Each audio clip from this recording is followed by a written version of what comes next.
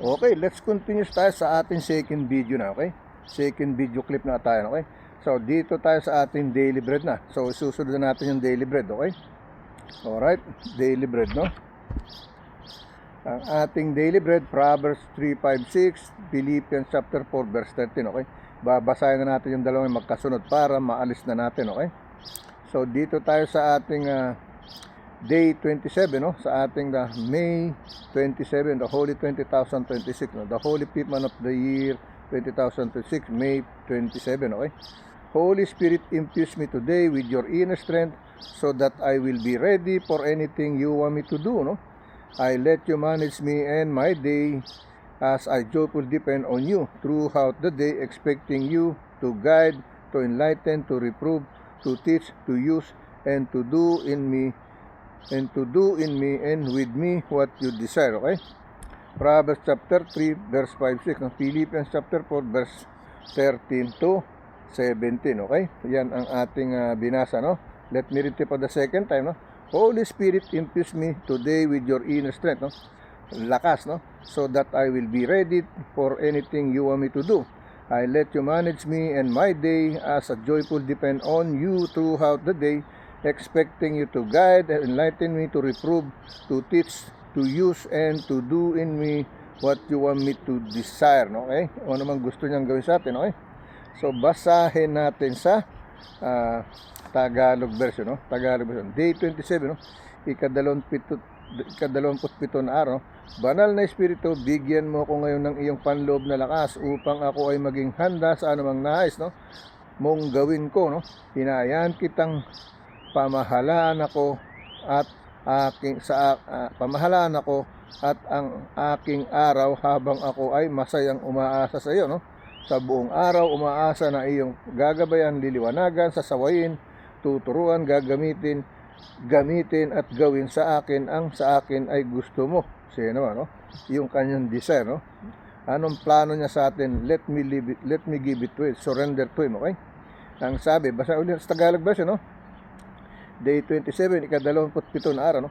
Banal na Espiritu, bigyan mo ako ng iyong panloob na lakas upang ako ay maging handa sa anumang nais mong gawin ko, no? What you to do to me, no? Hinayaan kitang pamahalaan ako at ang aking araw, no? Habang ako ay masayang umaasa sa iyo sa buong araw, umaasa na iyong gagabayan, liliwanagan, sasawayin, tuturuan, gamitin at gawin sa akin at sa akin ang gusto mo. Siya naman, okay? Now, let me read in scripture chapter sa ating Proverbs 3:5, no? 5-9 tayo, 5-9, okay? Proverbs chapter 3, verse 5-9, no? Here is the message, no? Trust in the Lord with all thine heart, no? And lean not unto your thine own understanding, no? Verse 6, no? In all thy ways acknowledge him, and he shall direct thy paths, no? Verse 7, be not wise in thine own eyes, fear the Lord, and depart from evil. Okay? Verse 8, no? It shall be health to thy navel and morrows to thy bones. Okay? Verse 9, honor the Lord with thy substance and with the first fruit of all thine increase. Okay? Of all thine increase. Okay? Now, let me read in Tagalog version, mga kawika, no? Pahina 3, versikulo 5-9, no? Sa Spanish, no? Proverbios, no? Kapitulo 3, versikulo 5-9, okay? Tumiwala ka sa Panginoon ng buong puso mo, no? At huwag kang manalig sa iyong sariling kaunawaan, no? Versikulo 6, kilalanin mo siya sa lahat ng iyong mga lakad, no? At kanyang ituturo ang iyong mga landas, no? Itutuwid ka niya, no? Kung naliligaw ka, itutuwid ka niya kung saan pupunta. Huwag ka dyan, dito ka sa mabuti, huwag ka dyan sa masama. Iyon ang ibig sabihin, no? Versikulo 7, huwag kang magpakapanta sa iyong sariling mga mata. Matakot ka sa Panginoon at humiwalay ka sa kasama, no? So, umiwas ka, no? He said, oh, come on, one for the road. Most especially when I was drinking, I said, oh, June is only one more battle. I said, oh, yeah, okay. And then after that, if I touch another battle, I could not stop another battle. So, avoid to be, accept the temptation, okay? To make sin, okay? Hanggat may iwasan, no? Avoid to be with them, no? It's not bad to have a friends, but if friends He will never guide you in the good way, godliness way. So be it, no? Be not with them, no? Try not to be with them, okay? So punta tayo sa ating Philippians. Basahin natin yung Philippians. Puntahan na natin yung Philippians, okay? Philippians, no? Chapter 4 verse 13, no? To 17, okay? Babasahin na natin yan, no? Okay, Philippians chapter 4 verse 13 to 17, okay? Here is the message, no? I can do all things through Christ which strengtheneth me, okay? Verse 14, notwithstanding ye or you have well done, no? That ye or you did communicate with my affliction, okay? Verse 15, no? Now ye or you, Philippians, know also that in the beginning of the gospel, when I departed from Macedonia, no church communicated with me as concerning giving and receiving, but ye or you only, okay? Verse 16, okay? For even in Thessalonica, ye or you sent once, no? And again unto my necessity, no? Verse 17, last verse, no? Not because I desire a gift, but I desire fruit that may abound to your account, no? That may abound to your account, okay? Yan sinasabi, no? Basahin natin sa Tagalog version, no? Mga taga Pilipos, pahina 4, versikulo 13 hanggang versikulo 17, okay? Here is in Tagalog version, okay? Tagalog version, okay? Sa versikulo 13 hanggang versikulo 17, lahat ng mga bagay ay aking magagawa doon sa nagpapalakas sa akin, okay? Yung hindi ko dati kayang gawin, nagagawa ko. Ito hindi ko kayang gawin, ha? Hindi ko alam kung paano ako mag-umpisa, paano ko gagawin. Nagagawa ko dahil sa Kanya, okay? Ang sabi, lahat ng mga bagay aking magagawa doon sa nagpapalakas sa akin, no? Versikulo 14, gayon man ay mabuti ang iyong ginagawa na kayo'y nakiramay sa aking kapighatian, no? Versikulo 5, at kayo mga taga-Pilipos, nalalaman naman ninyo na ang pasimulan ang ebanghelyo nang ako'y umalis sa Macedonia, alinmang iglesia ay walang nakipagkaisa sa akin, no? Sa pagkakaloob at pagtanggap, kundi kayo lamang. O, versikulo 6, sapagkat sa Thessalonica ay nagpadala kayong minsan at muli para sa aking kailangan, okay? Versikulo 27, hindi sa ako'y naghahanap ng kaloob, kundi hinahanap ko ang bunga na dumarami sa ganang inyo, okay? Yan ang sinasabi, no? Okay, now let me read this in Spanish, no? Because there's a Spanish word already on this one. Okay, let me continue to read in Spanish, no? Filipenses kapitulo 4 versikulo 13 hanggang 17 sa Spanish, okay? Here is in Spanish, no? Todo lo puedo en Cristo que me fortalece, no? Versikulo 14, sin embargo bien que estés en participar conmigo en mi tribulación, ¿no? Versículo 15, ¿no? Y sabíais también vosotros, oh Filipenses, que al principio de la predicación, ¿ok? Predicación del Evangelio, cuando partí de Macedonia, ninguna iglesia participó conmigo en razón de dar y recibir, sino vosotros solos. O versículo 16, ¿no? Pues aún Tesalónica me enviasteis, ¿no? Una y otra vez para mis necesidades, ¿no? Versículo 17, no es que busque dadivas, sino que busco pronto que abunde en vuestra cuenta, okay? Yan ang sinasabi ng ating sa Spanish, no? Filipenses kapitulo 4 versikulo 13 hanggang 17 sa Spanish word, okay? Now let's go back to the other scripture chapters that we've been starting before, no? Now nabasa na natin yung daily bread, that's fine, okay? Now let's go back to Isaiah naman tayo, no? Isaiah chapter 44 verse 8 to 10, no? Isaiah chapter 44 verse 8 to 10, no? Imagine every day more food, more gospel to learn, no? To teach our body and soul, no? To feed with the gospel, glorious, precious word of God from the holy sacrament of book of Bible. This is more than food, this is more than money, this is everything, no? From the Lord God's word, okay? So let me read Isaiah chapter 44 verse 8 to 12, no? verse 8 to 10, no? For ye or you not, neither, no, be afraid, have not I told thee from that time, and have declared, no, declared it, ye or you are even my witnesses, no, my witnesses in their a God, no, besides me, ye there is no God, no, I know not any. Okay, verse 9, no, they that make a graven image, no, are all of them vanity, no, and their delectable things shall not profit, no, and they are their own witnesses. They see not, nor know they that may be ashamed. Okay? Verse 10, no? Verse 10, no? Who hath formed a god or molten a graven image that is profitable for nothing. Okay? Walang kasaysayan, walang kabuluhan. Ibig sabihin, no? Profitable for nothing. Verse 11, behold, all these fellows, no, shall be ashamed, and the workingmen, they are of men, let them all be gathered together, let them stand up, no, yet they shall fear, and they shall be ashamed together, no. Verse 12, okay, the smith with the tongues both work it in the coils, no, and passionate in with hammers, no, and work it with the strength of his arms. Yea, he is hungry, and his strength faileth. He drinketh no water, and it's faint. Okay, yan ang sinasabi, okay?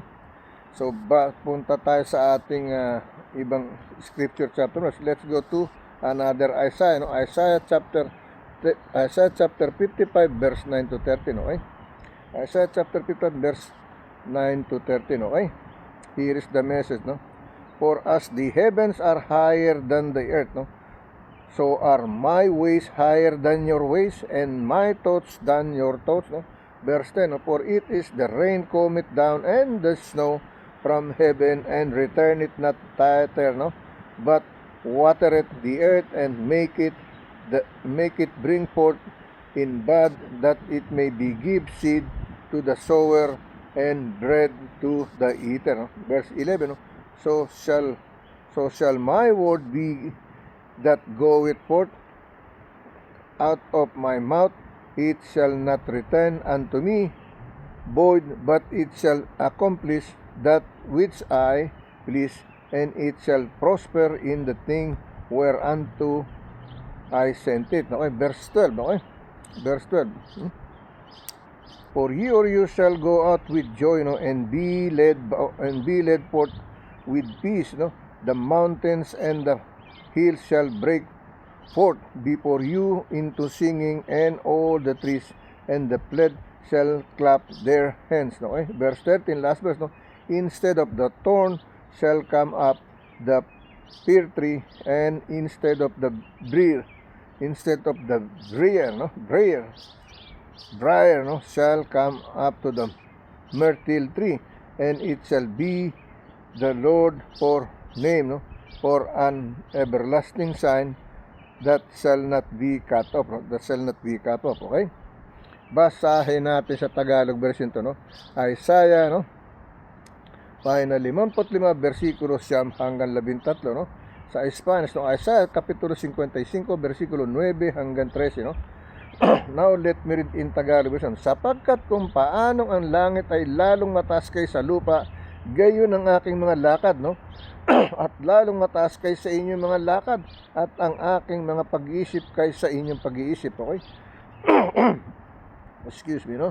Let me read in versikulo 10, no? Sapagkat kung paanong ang ulan ay lumalagapak sa niebe, at ay mula sa langit, ay hindi bumabalik doon, kundi dinidilig ang lupa, at pinasisibulan at pinatutubuan ng halaman, at nagbibigay ng binhi sa mag-asik at pagkain sa mga ngayon. Okay, versikulo 21, no? Magiging gayon ang aking salita na lumalabas sa bibig ko, no? hindi ibabalik sa akin ang walang bunga, kundi gaganap ng kinalulugdan ko at giginawa sa bagay na aking pinagsuguan.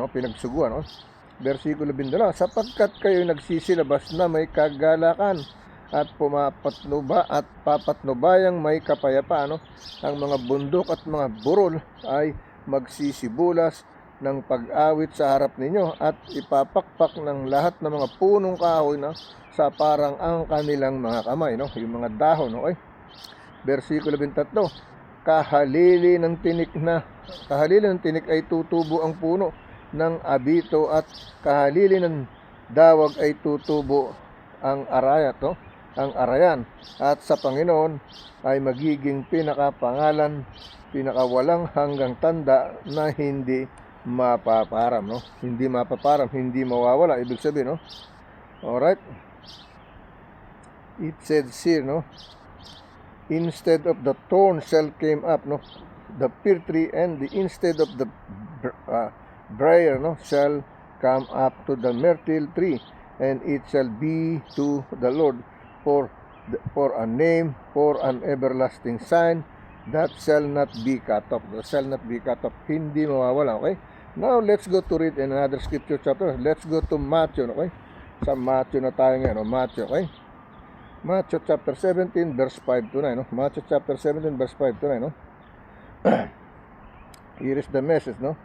While he yet spake, behold, a bright cloud overshadowed them, and behold, a voice out of the cloud, which said, This is my beloved Son, in whom I am well pleased, hear ye or you him. Okay? Verse 6, and when the disciples heard it, they fell on their feet, they fell on their face, and were sore afraid. Verse 7, and Jesus came and touched them and said, Arise, and be not afraid. Okay? Verse 8, and when they had lifted up to their eyes, they saw no man save Jesus only. Verse 9, okay? And as they came down from the mountains, Jesus charged them, saying, Tell the vision to no man, until the Son of Man be risen again from the dead. Be risen again from the dead. Okay? Now, let me read in Tagalog version sa ating Mateo pa na 17 versikulo 5 hanggang 9. Okay? Tagalog version. Okay? Ito sinasabi rito, Samantalang nagsasalita pa siya, narito ang isang maningning na alapaap, ay lumililim sa kanila, at narito ang isang tinig na mula sa alapaap na nagsasabi, ito ang sunisinta kong anak, na siya kong kinalulugdan, siya ang inyong pakinggan. That's the only thing we have to hear, we have to believe. Jesus Christ, that's what he's trying to tell here. Versikulo 6, at nang marinig ito ng mga alagad ay nangagsubasob sila at lubhang nangatakot. Okay? Versikulo 7, Versikulo, at lumapit si Jesus at sinabi, lumapit si Jesus at sila'y tinapik at sinabi, mangagbangon kayo at huwag kayong mga takot. Okay? Don't be afraid. Okay? Versikulo 8, at sa paglingap ng kanilang mga mata ay wala silang nakitang sino man, kundi si Jesus lamang. Okay? Versikulo 9, at habang sila'y nagsisibaba mula sa bundok,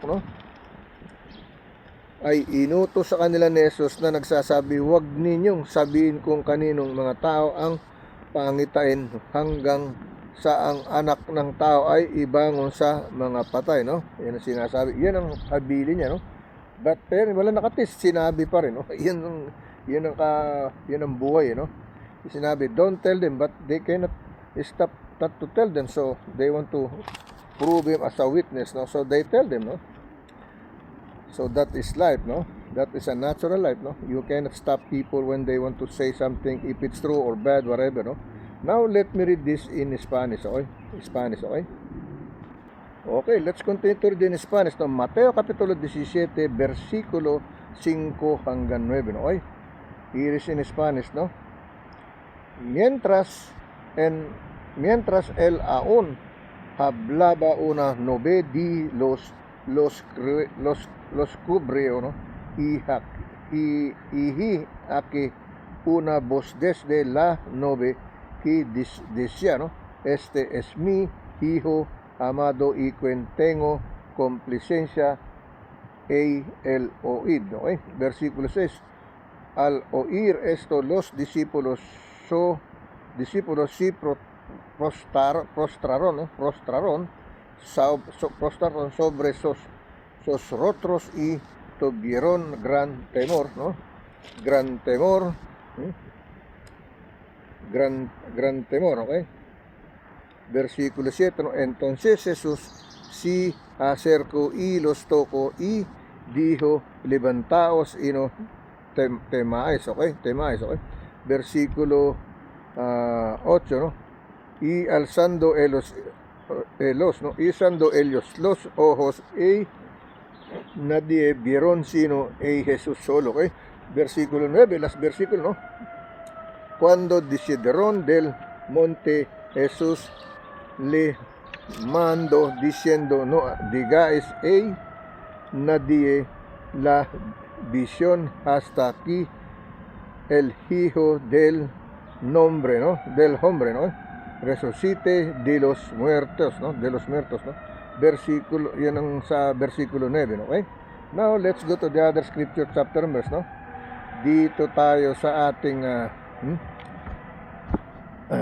Luke, no? Punta tayo kay Luke, no? Luke chapter 15 verse 7-11. Luke chapter 15 verse 7-11, okay? Luke chapter 15 verse 7-11, okay? Here is the message, no?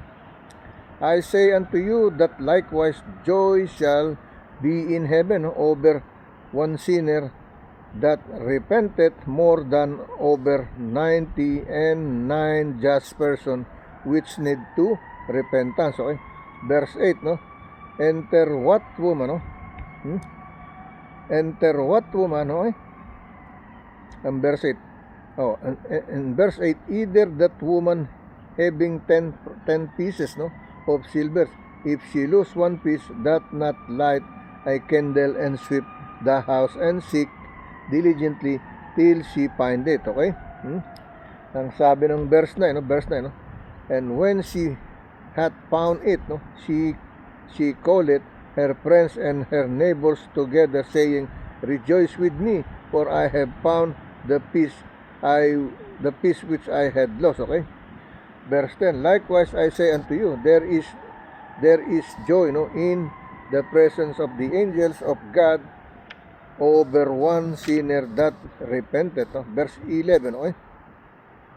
And he said, a certain man had two sons, okay? Now let me read in Tagalog version, no? Lucas, no? Saglit lang, no? Okay, let me continue to read in Spanish, no? Lucas Kapitulo 15, versikulo 7 hanggang 11, no? No? 7 hanggang 11, no? Let me read this one again. I say unto you, no, that likewise joy shall be in heaven, no, over one sinner, no, that repented more than over 99 just person which need to repentance. Verse 8, no, either that woman having the pieces of silver, no, having 10 pieces of silver, if she lose one piece, if she lose one piece, that not light a candle and sweep an house and seek diligently till she find it. No? Verse 9, and when she had found it, she called it her friends and her neighbor, no, together, saying, rejoice with me, for I have found the pieces I had lost. Okay? Verse 10, likewise I say unto you, there is joy in the repentance, no? in the presence, no? In the presence of the angels of God over one, no? Sinners that repented. No? Verse 11, no? And he said, a certain man had two sons. Okay? Verse 12, no? And the younger of them said to his, no? Hanggang ano lang pala tayo, no? Hanggang 11, no? And he said, a certain man had 2 sons, okay? Now, basahin natin sa Tagalog version, no? Dito tayo sa Lucas pahina 15, versikulo 7 hanggang 11, no? Sinabi ko sa inyo na gayon, no? Din makakatuwa, no? Sinasabi ko sa inyo na gayon din magkakatuwa sa langit dahil sa isang makasalanang nagsisisi kaysa 99 na taong matuwid na di nangagkakailangang magsipagsisi, okay? Versikulo 8, no? O aling babae na may 10 putol ng pilak at kung mawalan siya ng isa yung putol ay hindi baga magpapaningas ng isang ilawan at wawalisan, no, ang bahay at hahanaping masikap hanggang sa ito'y masumpungan niya, okay? Versikulo 9, no? At pagka nasumpungan niya ay titipunin niya ang kanyang mga kaibigan at mga kapitbahay na sinasabi, makipagkatuwa kayo sa akin sapagkat nasumpungan ko ang isang putol na nawala sa akin, no? Versikulo 10, gayon din sinasabi ko sa inyo, no, na may tuwa sa harapan ng mga anghel ng Diyos dahil sa isang makasalanang nagsisisi, okay? Versikulo 11, at sinabi niyan, may isang tao na may 2 anak na lalaki, okay? 2 anak na lalaki, no? Now, let me read this in Spanish, okay? Okay, now let me continue to read in Spanish, no? Lucas kapitulo 15, versikulo 7 hanggang 11, no?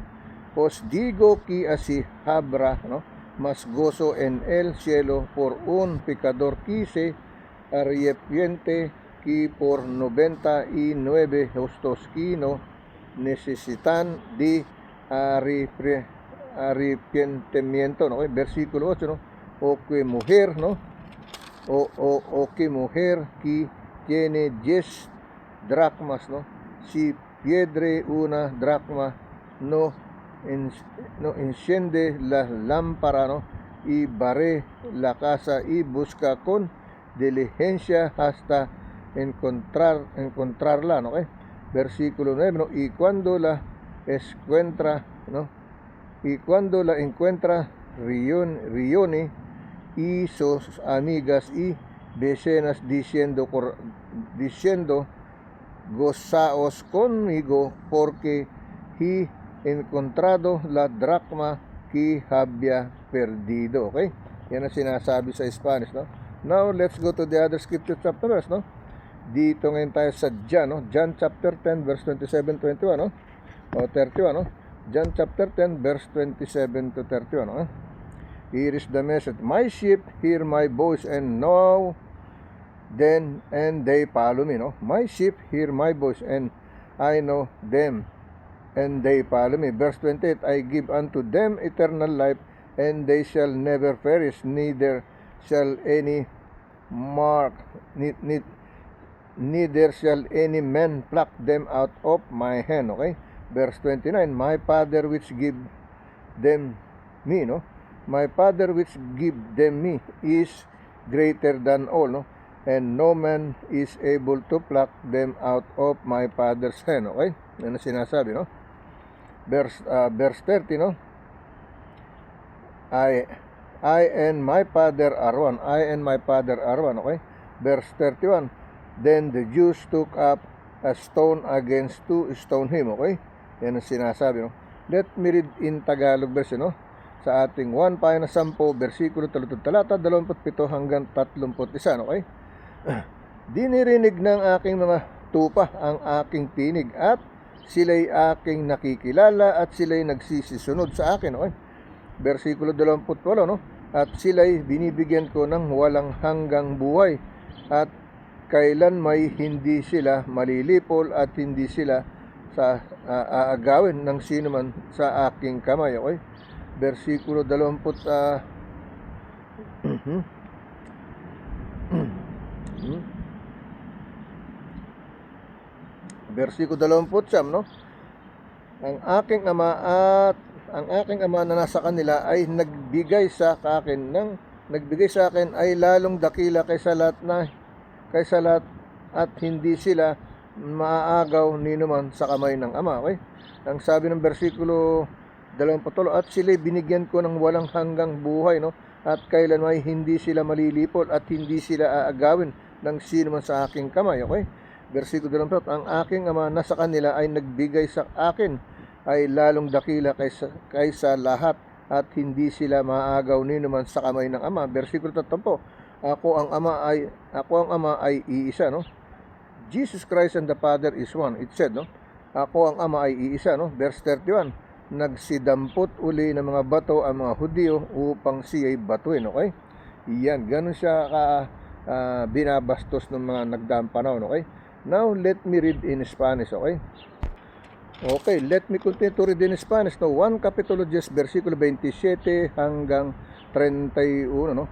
Mis ovejas oyen mi voz y yo las conozco y me siguen. No? Versikulo 28, y yo les doy vida eterna y no perecerán jamás ni nadie las arrebatará de mi mano. Okay? Versikulo 29, no? Mi Padre que me las dio, no? Es mayor que todos y nadie las puede arrebatar de la mano de mi Padre, no? Versikulo 30, no?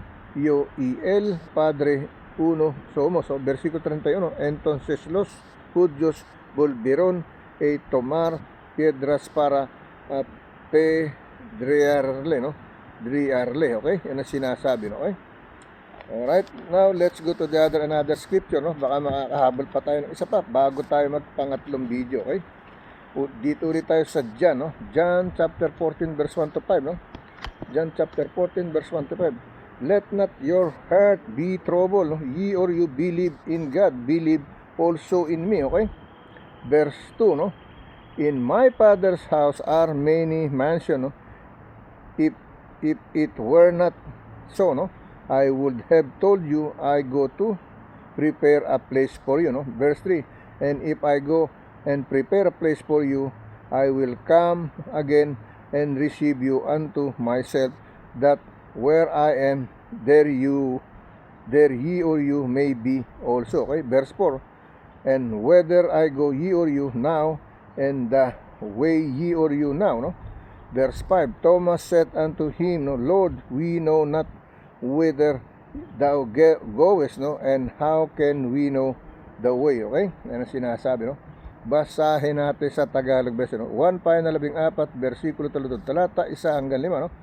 Huwag magulimhan ang inyong puso, no? Magsisampalataya kayo sa Diyos, magsisampalataya naman kayo sa akin, okay? Sa anak at sa Diyos Ama at sa anak, ibig sabihin, no? If you believe in the Father, you have to believe in the Son. It means, no? Huwag maguliman ang inyong puso, magsisampalataya kayo sa Diyos, magsisampalataya naman kayo sa akin, okay? Because He is the Son of God, no? Versikulo 2, sa bahay ng aking Ama ay maraming tahanan, kundi gayon ay sinasabi ko sana sa inyo, sapagkat ako'y paroroon upang ipaganda ko kayo ng dakong kalalagyan. Versikulo 3, at kung ako'y pumaroon at kayo'y maghahanda ng kalalagyan, ay muling paparito ako at kayo'y tatanggapin ko sa aking sarili, upang kung saan ako'y naroon, kayo naman ay dungo, no? Versikulo 4, at kung saan ako'y pumaroon, ay malamanan ninyo ang daan, okay? Versikulo 5, sinabi sa kanya ni Thomas, Panginoon, hindi namin nalalaman kung saan ka paroroon, paano ngang malalaman namin ang daan, okay? Now, let me read in Spanish, okay? Okay, let me continue to read in Spanish. 1 Capítulo 14, versikulo 1 hanggang 5, before we go to our third video, okay? No si torbe vuestro corazón, crees en Dios, creed también en mí. Versikulo 2, en la casa de mi Padre muchas moras, hey, si así no fuera, yo os lo hubiera dicho, voy pues a preparar lugar para vosotros. Versikulo 3, y si me fuere y os prepare, no, preparare lugar, vendré otra vez, no, y os tomaré en mí mismo, para que donde yo estoy vosotros también estéis, okay? Versikulo 4, no, y sabíais donde voy y sabías el camino. Versículo 5, ¿no? Le dijo Tomás, Señor, no sabemos y dónde vas, ¿cómo pues podemos saber el, no? Camino, okay? Yan ang sinasabi. Let's go to our third video clip, okay? Alright.